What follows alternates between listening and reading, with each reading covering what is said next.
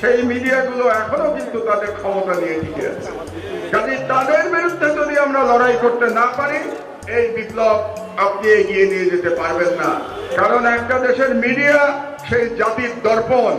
এই মিডিয়াতে এই জাতির সংস্কৃতি, এই জাতির কি বলবো আইডেন্টিটি, এগুলি প্রতিফলিত হতে হবে। বাংলাদেশের মিডিয়াতে দুর্ভাগ্যবশত এখন পর্যন্ত প্রকৃতপক্ষে আমাদের জাতীয় আইডেন্টিটি, জাতীয় ঐতিহ্য প্রতিফলিত হচ্ছে না। এটাই হচ্ছে আমার দেশের লড়াই।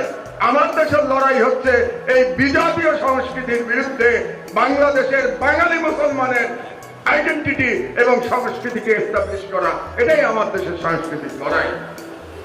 আমি খুব অবাক হলাম, এই সরকারের খুব পাওয়ারফুল একজন ব্যক্তি ডক্টর ইফতেখারুজ্জামান, তিনি কদিন আগে বললেন মৌলবাদের উত্থান হচ্ছে বাংলাদেশে।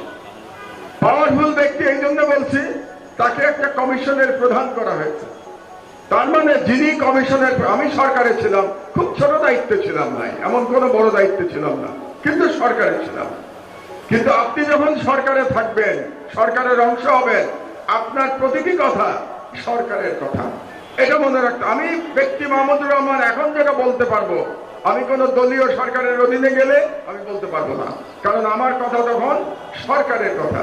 তা আমি জানতে চাই, বাংলাদেশে মৌলবাদের উত্থান ইফতেখারুজ্জামান কোথা থেকে দেখলেন আবার নতুন করে? এই একই বয়ান দিয়ে বাংলাদেশে ফ্যাসিবাদ প্রতিষ্ঠা হয়েছে। শেখ হাসিনা 16 বছর ফ্যাসিস্ট শাসন চালাতে পেরেছে, এই মৌলবাদের কাজ ফেরি করে তারা চালাতে পেরেছে। এই মৌলবাদের কাজ, এই মৌলবাদের কাজ ফেরি করে বাংলাদেশে গুম খুন হয়েছে। এই মৌলবাদের কাজ ফেরি করে বাংলাদেশে আয়নাঘর হয়েছে। এই মৌলবাদের কাজ ফেরি করে বাংলাদেশে বিচার বহির্ভূত হত্যা হয়েছে। হাজার হাজার মানুষকে হত্যা করা হয়েছে মৌলবাদের কাজ ব্যবহার করে। আপনি ইফতেখারুজ্জামান এই সরকারের আমলে আবার আপনি মৌলবাদের কাজ ফেরি করছেন। আপনার উদ্দেশ্য কি?